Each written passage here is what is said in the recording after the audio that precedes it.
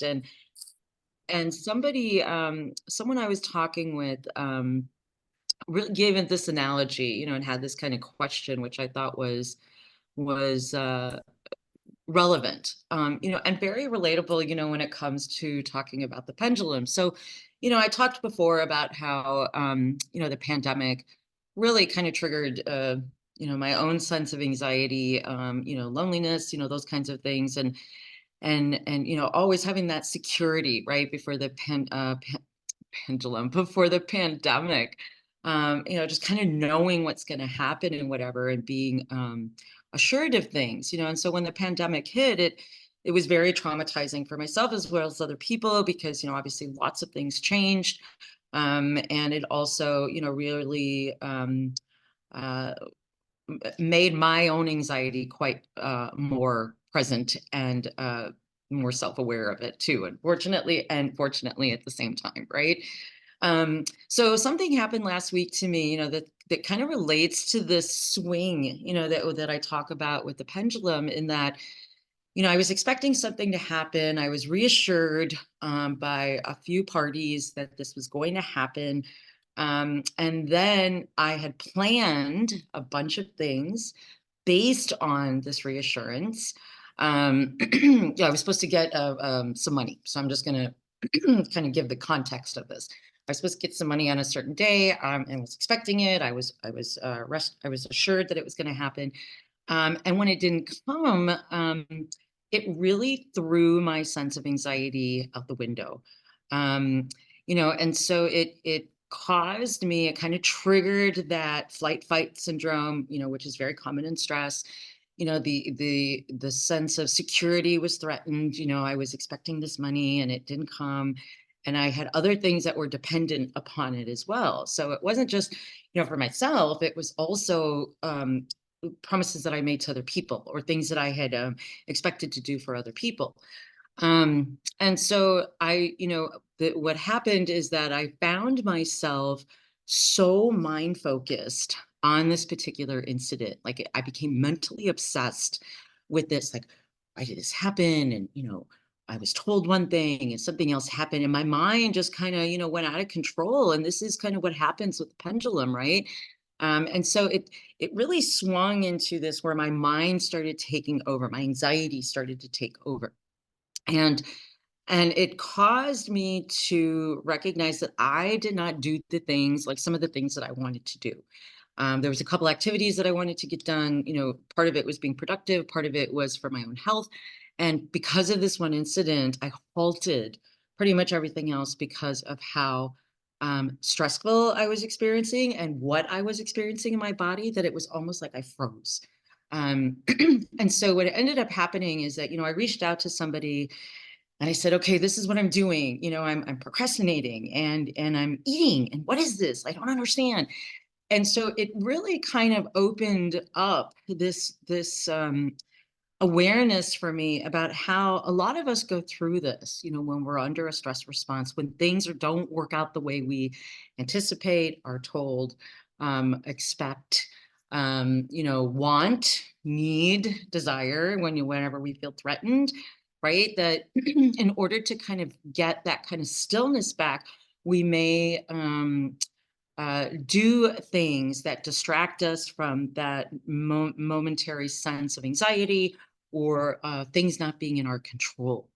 And so I was talking with somebody recently, and the question that came up, was that, this is really this mind chatter that happens, right? This is like the mental obsession that occurs, that one thing can trigger this mind swing, right? You could be in a total peaceful stillness, one side of the pendulum, and then something happens in your external environment that's out of your control, and it swings all the way the other side.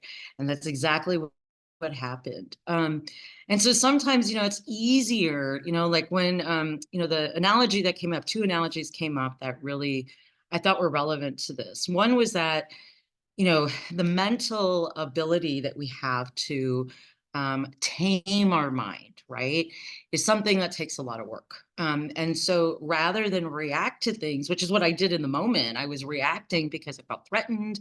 And, something that I was promised or something that I thought was going to happen did not come through. So everything just kind of fell apart. It was like, oh my gosh, the world just ended.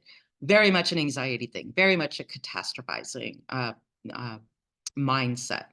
Um, and so, the thing about it is that it's much easier. It's harder to see how we can train our minds until we're in that moment when these kinds of things happen. And so I remember, when this incident happened, this was actually last Thursday, Friday.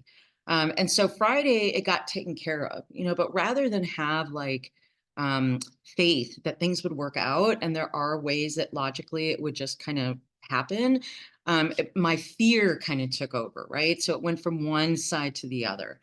And so somebody had, talked about, this idea that when we work out physically, like we could see results. We know that we're getting stronger physically because we could tell by, the weights that we lift or how far we can run or, the stamina we have or our endurance or whatever the case may be.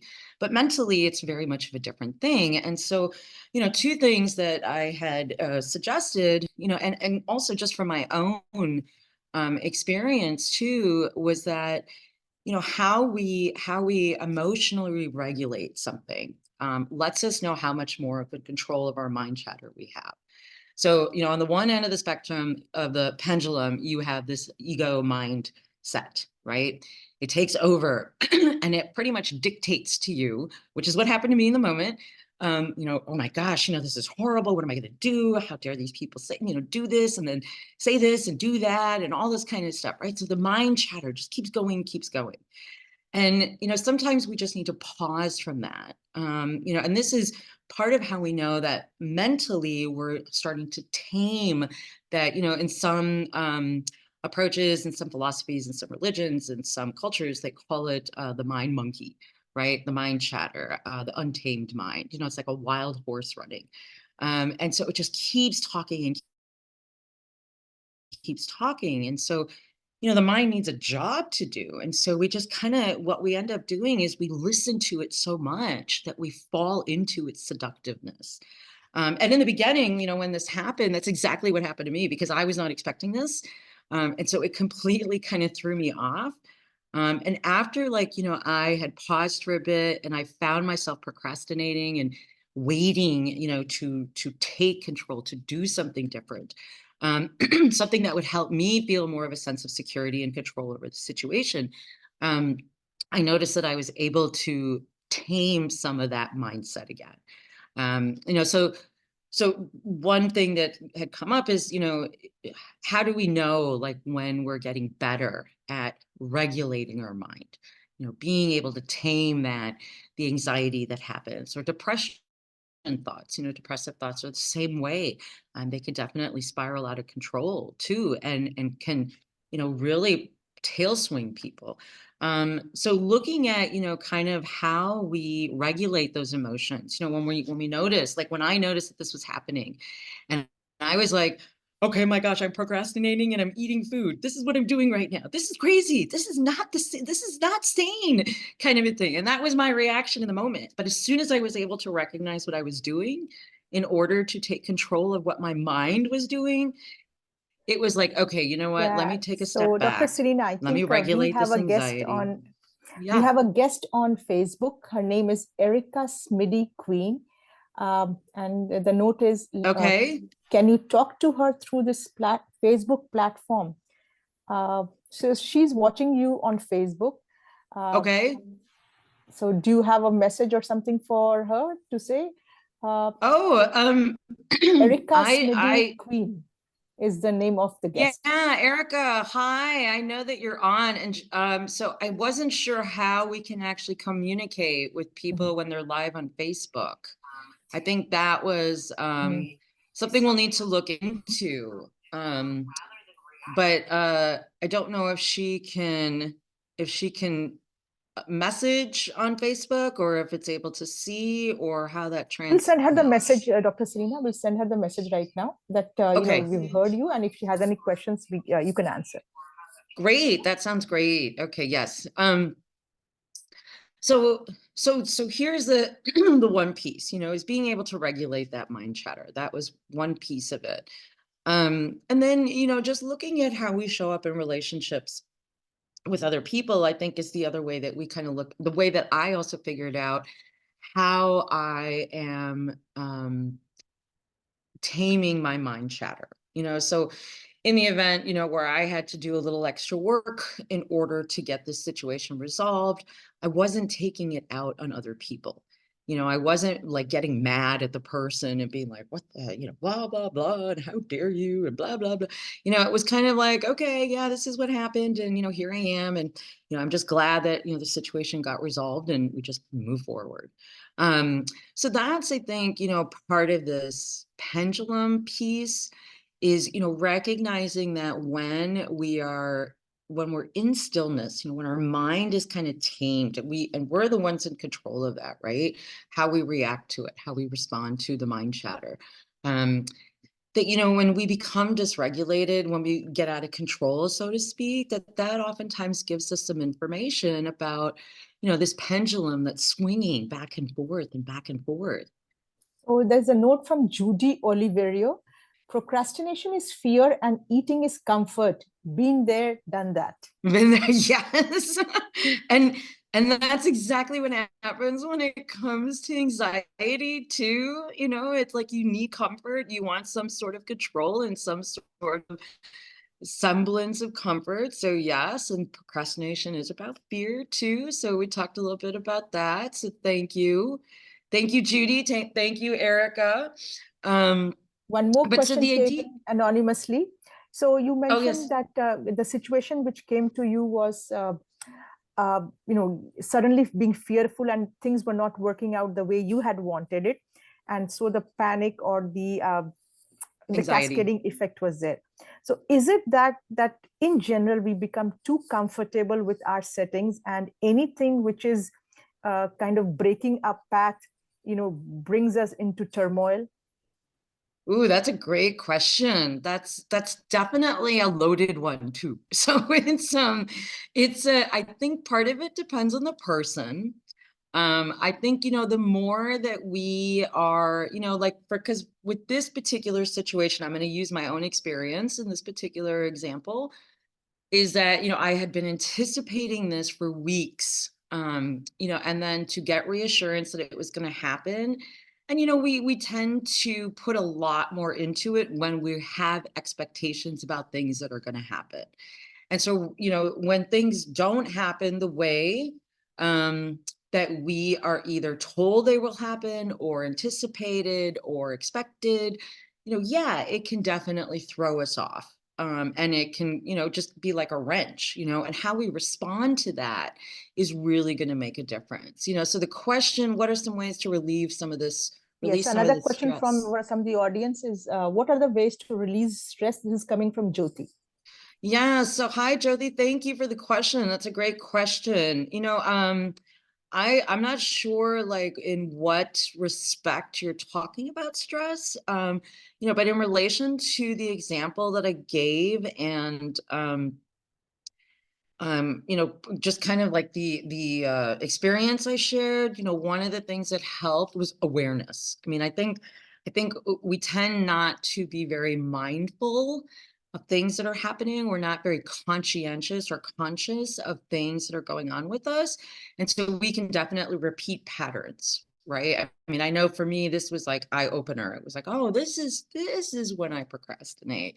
This is when this is happening. Okay. And I generally don't do that. So this was really an eye opener for me. But, deep breathing is huge. I think what happens a lot of times is that, especially for a stress response, like anxiety is very much a stress response. And so the flight fight syndrome is going to be kicked in, that response that automatically comes from the reptilian part of the brain.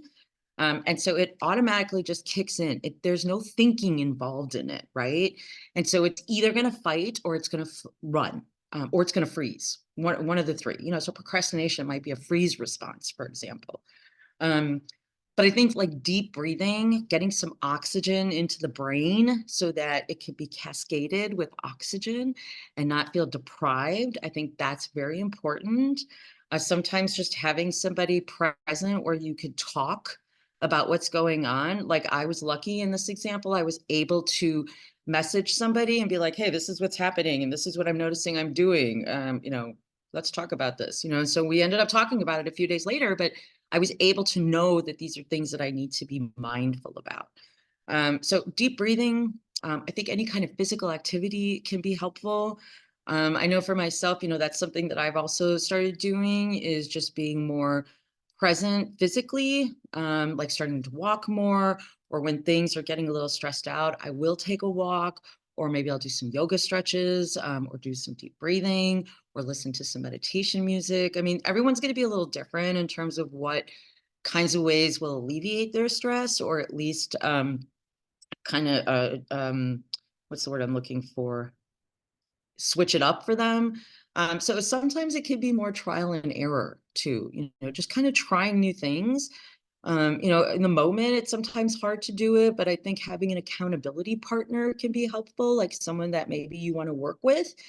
So I've done this before, is whenever like I, try to be more social, and go to certain things, I would hold myself accountable to certain people if I wasn't going, or if like, I had to work, or if something happened, I'm not showing up. I just need to work, but I'm holding myself accountable, or I'm not feeling well, or whatever. So that it wasn't that I just wasn't showing up. I was saying that, hey, I know that I mentioned that this was something I was going to do. And so I want to make myself accountable to this. I think that can also be very helpful. And it is part of that kind of pendulum piece too. So I hope those are a few ways that might be helpful to relieve stress. And Yes. So one more note, Erica has sent a note. I really realized this weekend how dysregulated that I still am, that even not using drugs and alcohol, I was shopping and buying food to comfort me, two things when I'm stressed to make me happy after receiving stressful information about one of my treatment roommates dying this week. Being upset makes me still search for things. Sorry. Still, I'm sorry. Being upset makes me still search for things to hit that increase my dopamine to calm me. Still trying to figure out how to not do this so much. Deep breathing is good. So it's a long one. Sorry. Yeah, no, I'm sorry to hear that, Erica, about your roommate. Yeah, but you know what? That kind of hits exactly what I was talking about, is that, I was doing the same thing when this money wasn't coming when I expected it. Is that I got this distressing news that it wasn't happening and I had to wait. And then I found myself eating, and procrastinating, looking for what somebody said, comfort, right? I think, Judy, you'd mentioned this, comfort, and then a fear approach, right? And I think those are common things that we do. And, just being aware of that, that's that pendulum, right? We go from this kind of comfort and discomfort, disconnection and connection. How do we find that kind of subjective balance, where we feel calibrated, that we're kind of, like I like to call it a pH, like a pendulum balance, it's the pH balance, so to speak. Like you're right and, just right, like Goldilocks said, someone I was talking with had mentioned this too, talking about how, um, sometimes like the mind chatter can be very much like drops of water. Like if you're having this drop of water come on your forehead, right? Like, and it just repeats itself. And you've seen this, they've used this like in torture, I think. And I think I've read this somewhere, like it could be torturous, but it's like this drop of water that if you're not paying attention to it, eventually you try to avoid it, and it just ends up driving you crazy, so to speak. I mean, that's not the word I want to use, but that's the word that comes to mind. Um, and so it's very much like the mind chatter that happens. The more that we try to avoid what our mind is saying, it's not necessarily about pushing these thoughts away. It's more about just being present with it. That the mind is going to keep chattering. It's going to keep saying what it's going to say. And yet we can respond to it differently, and recognize that there's like this ripple effect that it has. So this drop of water that happens, we can be present with it. We can watch the ripple. We can see what it does. And then we could respond differently to it as well. So that was just like an interesting experience that happened to me this past week. And I was like, oh my gosh, this is so pendulum. I want to share this story and see if anybody relates to this. And apparently a few people do. So I appreciate you all saying that, you know, Judy and Erica, I apologize, you know, I'm sorry you went through what you went through. And Jyoti, thank you for your question. Yeah, great Pramila, discussion. Yeah, and I said, I think it's a topic that we can go on and on with oh, of course. explaining. So, Dr. Serena, I know stress is something, different people work it out in different ways, but I think what you shared, your personal insights, your experience, and some of the ways that people can at least mitigate is very, very helpful. So, I understand in 2 weeks' time, you are coming up with another interesting topic. Yes. So in 2 weeks' time, we're actually going to talk about addiction. Um, Wow. yeah, I think, you know, given some of the things that we've discussed, we'll talk about, you know, the use of substances, you know, kind of some of the, you know, because substance use is very much on a pendulum, right? Yeah. There's the And we'll reality of save it all addiction. for in 2 weeks. Yes, okay. Shh, quiet. Keep my mouth shut right now. Yes. So we will talk about the pendulum of substance use and addiction in 2 weeks' time. Yes. Right. So thank you to everyone who are watching through Facebook and other Thank channels. you. Thank you. Thank you. Thank We you. hope you're finding these sessions extremely useful. It's a very different kind of a podcast, and we appreciate Dr. Serena bringing in new topics to discuss and talk about. So we're going to see you in 2 weeks' time. Have a good rest of the President's Day today, and good night. Good night. Thank you, Pramila. I appreciate it. Thank you, everyone, for joining. Bye. Bye.